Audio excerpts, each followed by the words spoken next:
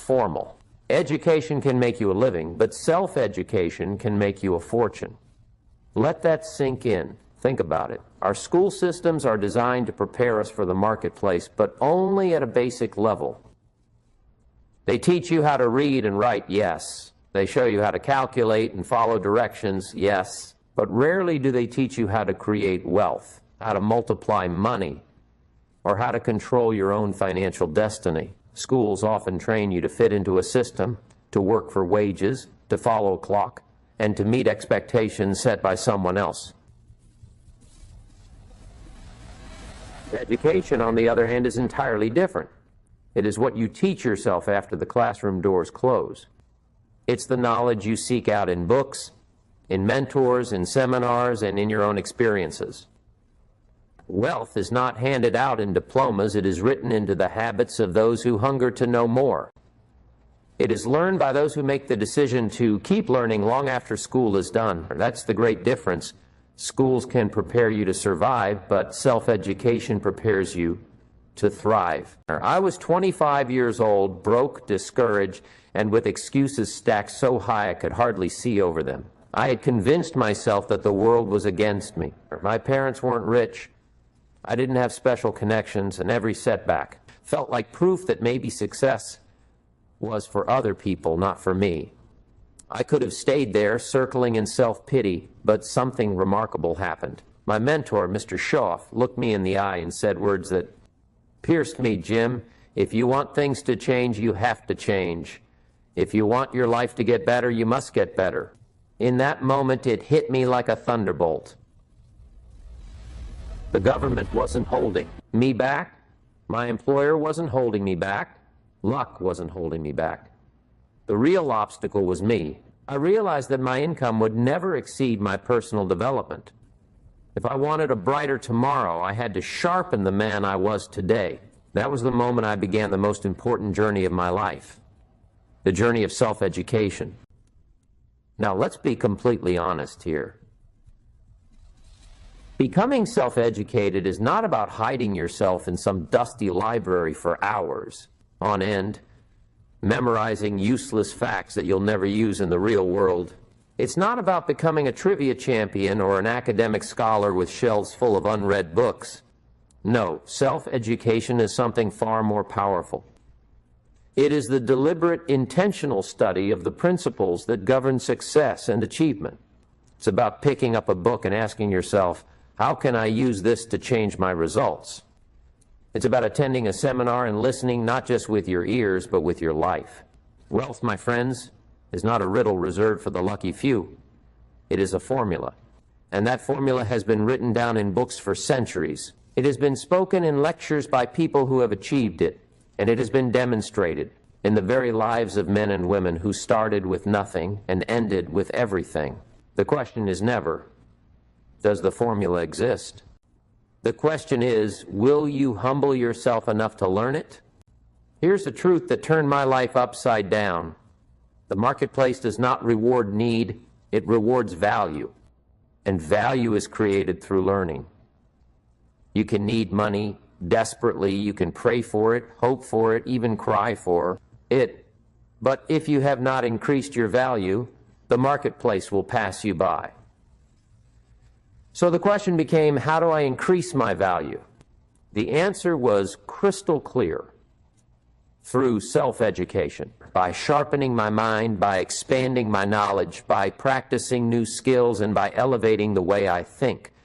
Every single dollar I ever earned, every single promotion I ever received was nothing more than the marketplace saying, Jim, you've become more valuable. And when that light came on in my head, I stopped blaming the world for my condition and started working on me. That's when wealth stopped being some distant dream and started becoming a very real possibility. The journey to wealth and freedom always begins with one bold decision, the decision to take full responsibility for your life. And I mean complete responsibility.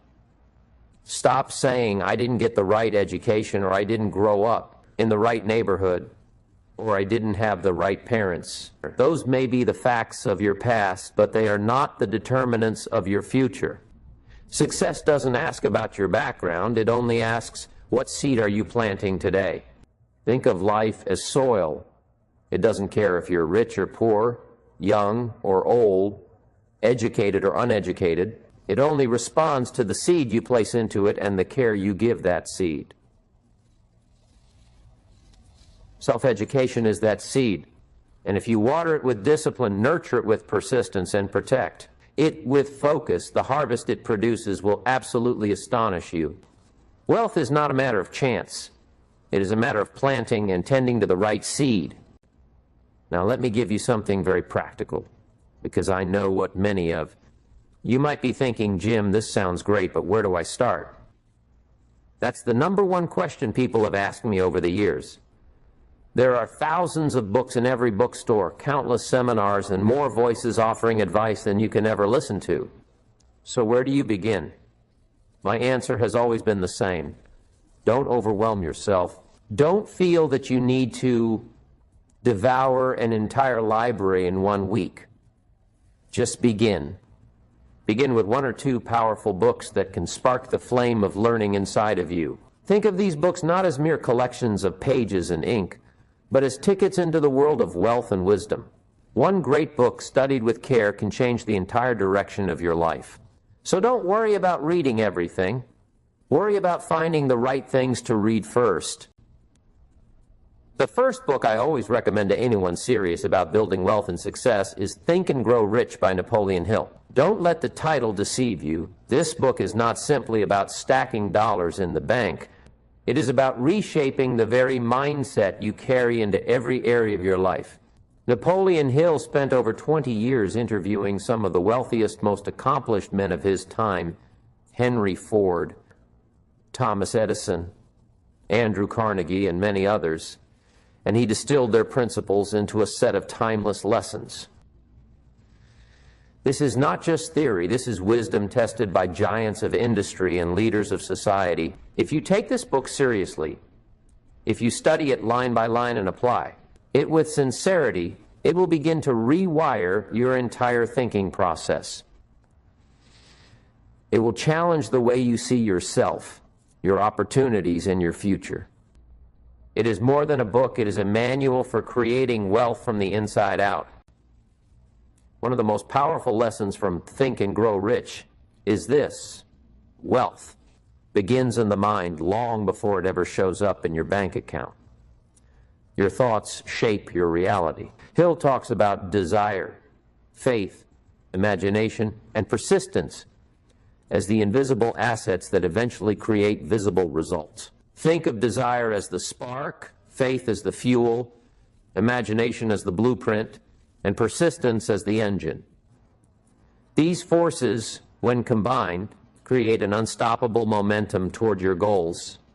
Another key lesson is the concept of definiteness of purpose, the idea that you must have a clear and compelling goal for your life.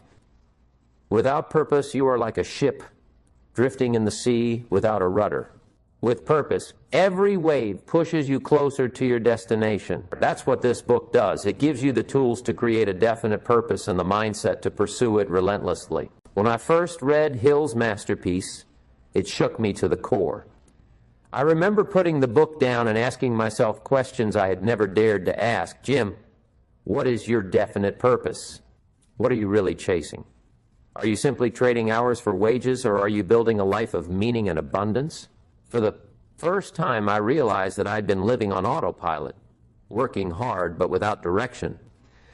That book forced me to stop and think deeply about my true goals, and once I defined them, everything changed. I stopped being content with a paycheck and started focusing on building a fortune. I stopped thinking small and began imagining big. And that shift from just earning to actually building was the single most important turning point of my financial life. But let me give you a warning here. Reading alone will not change your life. You can stack your shelves with every great book ever written, but if all they do is gather dust, your life will remain exactly the same. Knowledge without action is like a seed left in the package. It has the potential to grow into something incredible, but it never will unless you plant it and nurture it. So as you read Napoleon Hill, don't just underline the words or nod your head in agreement. Take notes. Write down the ideas that strike you. translate them into commitments, create action steps, most importantly, put them into practice immediately. Don't just read Think and Grow Rich. Live it, breathe it, apply it daily, because only then will the book move from being words on a page to becoming results in your life. Now, let's move on to the second book, and this one might surprise you. The next book I urge you to read is The Richest Man in Babylon by George S. Clason. Unlike Hill's book, which dives deep into psychology and mindset, this one is written in simple parables set in the ancient city of Babylon. Don't let its simplicity fool you. Within its stories lie some of the most timeless laws of money ever written. This little book has guided millions toward financial wisdom. It teaches in plain language how to earn, how to keep, and how to multiply wealth. It reveals that financial success is not about complex formulas or modern inventions. It is about universal principles that have worked for thousands of years and will work for you too. When I first encountered this book, I was astonished by how practical it was. It gave me the kind of financial education that school had never even attempted to teach. One of the core lessons from The Richest Man in Babylon is this: a part of all you earn is yours to keep. At first, it sounds too simple. You might think, of course, I keep what I earn. But the truth is, most people don't. They spend everything that comes in, and often even more. The car payments, the rent, the dinners out, the new gadgets, the endless or little luxuries, they eat away every dollar before the month ends. And when an emergency hits, they wonder why they are always broke. This single principle changed my entire outlook.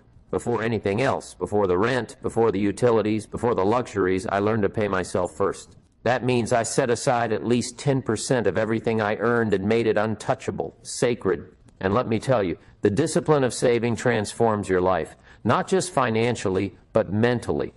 It gives you a sense of control, of dignity, of building towards something bigger than just surviving. That is the foundation of wealth. Another timeless principle Clason shares is, make your gold multiply. This means don't just save money, put it to work. For money that sits idle in a jar or a drawer has no power. But money that is invested wisely begins to grow. Think of it as planting seeds. One seed produces many crops, and within each crop are more seeds. That is the miracle of multiplication. When I first absorbed this lesson, I realized that my role was not to be a consumer who only spends, but to become an investor who grows. Instead of buying things that lost value, I began channeling money into assets that produced more money, investments, business ventures, and opportunities that created returns. And here's the beauty: you don't need millions to start. Even a small portion of your savings can be put to work. Over time, those little streams become rivers. Wealth, you see, is not about how much you earn. It's about how well you manage and grow what you earn. Now, you may wonder, why do you recommend these two books together? The answer is simple: because they complement each other perfectly. Napoleon Hill's Think and Grow Rich works on the inside.